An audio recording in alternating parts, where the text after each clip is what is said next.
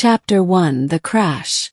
The jungle planet of Xipherion 7 was a labyrinth of towering bioluminescent trees, their canopies so thick that only slivers of the twin sun's light pierced through. The air was thick with the scent of damp earth and alien pollen, and the distant cries of unseen creatures echoed through the undergrowth. Captain Elias Varro groaned as he pushed himself up from the wreckage of his scout ship, the Starhawk. The crash had been violent. An ion storm had knocked out his engines, sending him spiraling into the planet's dense wilderness. His head throbbed, and his left arm burned from a deep gash. Survival first, panic later. He activated his wrist comm static. No signal. Course. Elias grabbed his survival kit from the wreckage, a plasma pistol, a med kit, and a ration pack. He didn't know what predators lurked in this jungle, but he wasn't waiting around to find out. He hadn't taken 10 steps when a low, guttural growl vibrated through the air. Elias froze.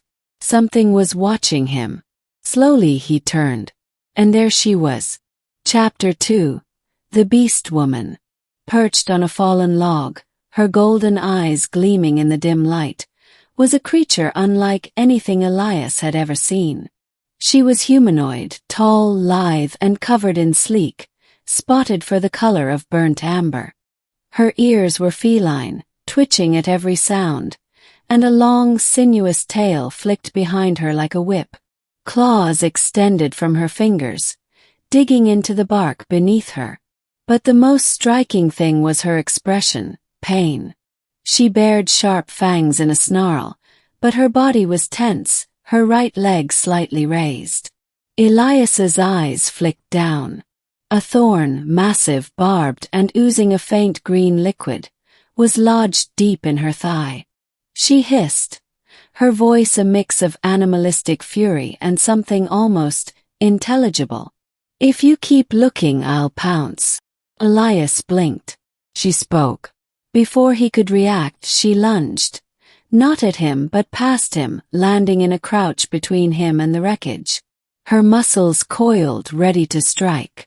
Then she winced, her leg buckling slightly. Elias swallowed. She was hurt, and she was giving him a choice. Chapter 3: The Bargain.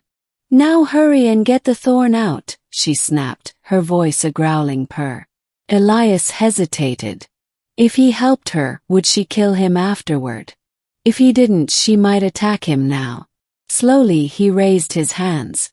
"All right, I'll help. But you don't rip my throat out after. Deal?" Her ears flattened. "Deal. If you try anything, claws." Elias exhaled. "Fair."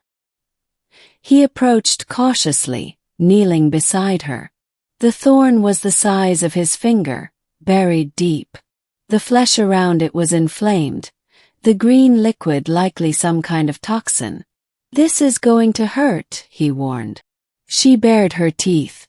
"Just do it." With a firm grip he yanked. She let out a yowl, her claws slashing the air, but not him. Elias tossed the thorn aside and quickly applied a disinfectant from his medkit. The Beastwoman panted, her golden eyes locked onto his. Then, unexpectedly, her tail flicked. "You didn't run." Elias smirked. "You didn't kill me." A strange silence settled between them. Then she stood testing her leg. "Come," she commanded. "The Night-Stalkers hunt soon. You won't survive alone." Elias hesitated. "Where are we going?" She glanced back, her lips curling in what might have been a smirk. "Home." Chapter 4: The Hidden Village.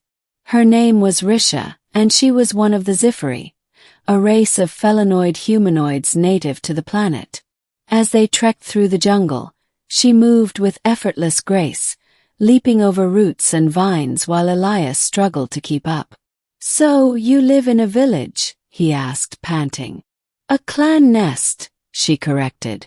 "We are hunters, survivors. And you just bring strange humans there." She flicked an ear. You helped me. The clan honors debts. Elias wasn't sure if that was reassuring. When they finally arrived, the village was nothing like he expected. Nestled within the massive trees were woven platforms, rope bridges, and glowing lanterns made from bioluminescent fungi. Zifiri watched him with wary eyes, some curious, some hostile. An elder, his fur streaked with silver, stepped forward. You bring an outsider, Risha? She dipped her head. He saved me from a venom thorn. I owe him blood debt. The elder studied Elias, then nodded. Then he is guest. For now. Elias exhaled in relief.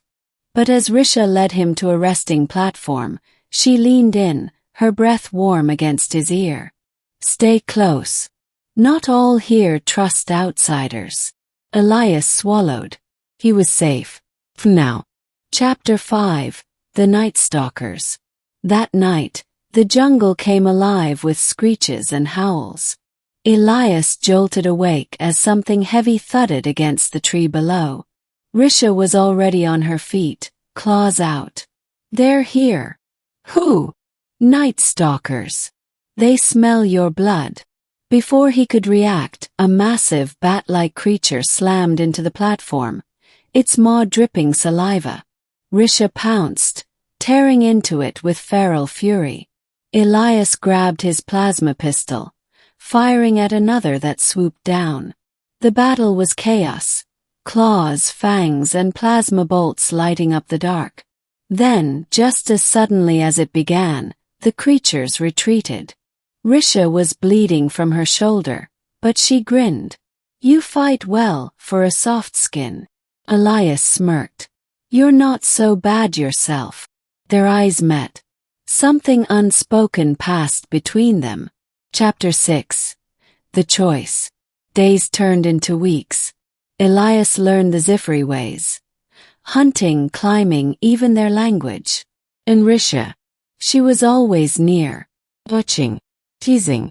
You're slow, she'd purr, knocking him into the water during a swim. But clever, she'd admit when he rigged a trap for their prey. One evening, as the twin suns set, she sat beside him. Your people will come for you, she said quietly.